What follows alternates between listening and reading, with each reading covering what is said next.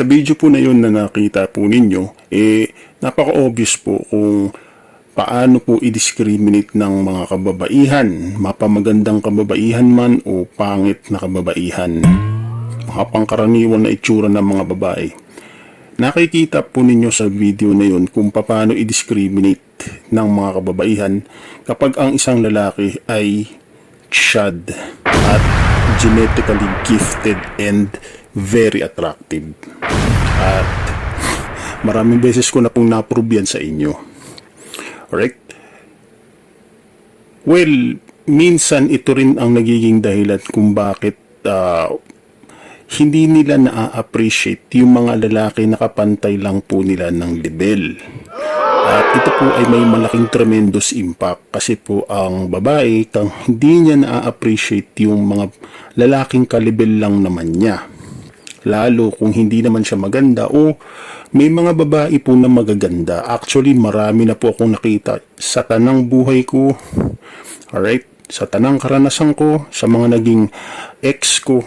Alright? At the past nung ako po ay active pa sa dating and relationship. Marami na po akong mga nakitang ganito mga babae na pagkaganda-ganda pero kapag wala na po silang makeup at ordinary days na pag magkasama na kayo, naghilamos na siya, ang layo ng itsura, ibang-iba. I mean, talagang nagsisisi ka talaga. Ito ba talaga yung niligawan ko? Parang hindi sulit. Alright? Now, going back, anong ibig ko sabihin dito?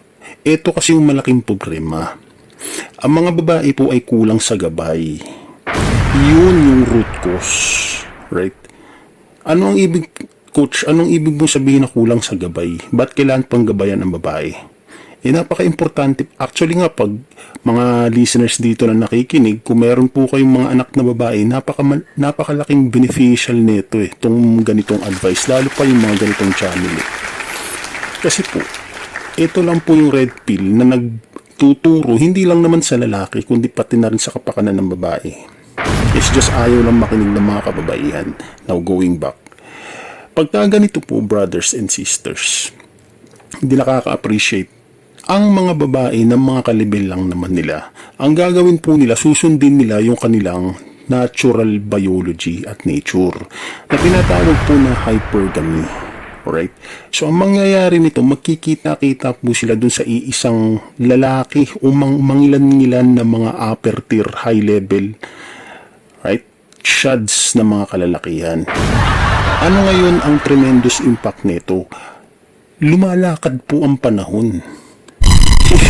Hindi po sila bumabata, tumatanda po sila, umiidad po sila, syempre kumukupas din yung kanilang itsura at yung kanilang fertility period unti-unti ring nagfe-fade away habang tumatanda sila.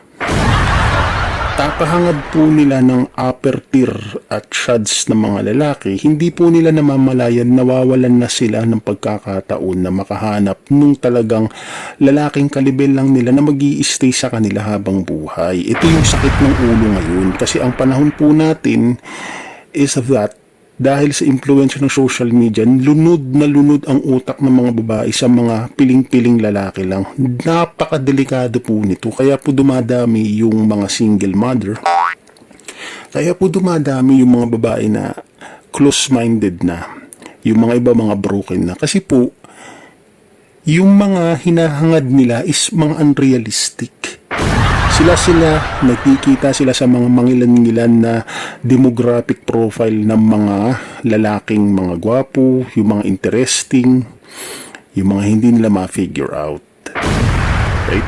So pagka ganito po ang nangyari, napakalaking disaster po nito kasi po, nasisira po yung healthy at balanse na mate searching sa society natin. Ang mga babae, akala lang nila, hindi sila makahanap ng tao na mag-i-stay sa kanila, sinasabi lang walang loyal, pero hindi nila alam galamay sila at hawak sila sa liig ng kanilang nature na hypergamy. Bakit ko sinabi na walang gabay ang mga kababaihan? Lalo yung mga Gen Z, right? Actually ngayon, 15 years old, 16 years old, buntis na, mga single mom pa. Pabata ng pabata. Imagine mo, yung next generation, ganito na ang society natin.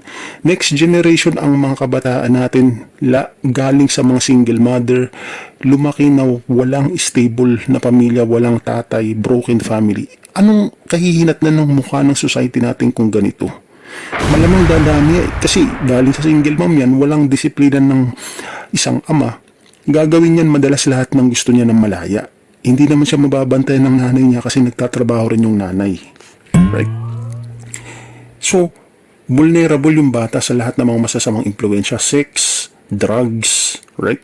Away, gulo, masasamang impluensya, and so on. Sabihin mo lahat ng gusto maisipan, right?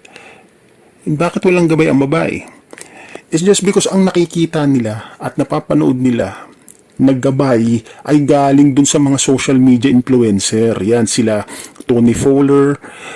Ito pa si Salome Salvi, putang inang babaeng to, nagpo-promote ba naman ng kahalayan. Minonormalize niya yung pagbebenta ng laman eh. Gagong babae ito to. Walang ano to. Salot to eh, no? Ano pa? Sila Vice Ganda. Ayan. Ganito. Ito pa, isa pa si Tito Mars. Ito pa.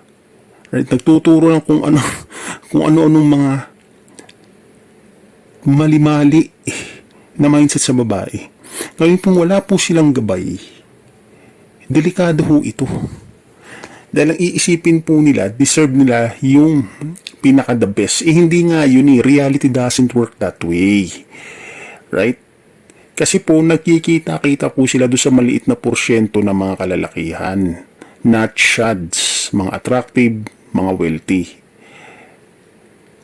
Reality doesn't work that way. Kasi nga po, pag ang babae sinunod niya ang kanyang hypergamous nature, delikado yan. Bakit? Sinasabi ko na po sa inyo na walang pakialam sa atin ang biology natin.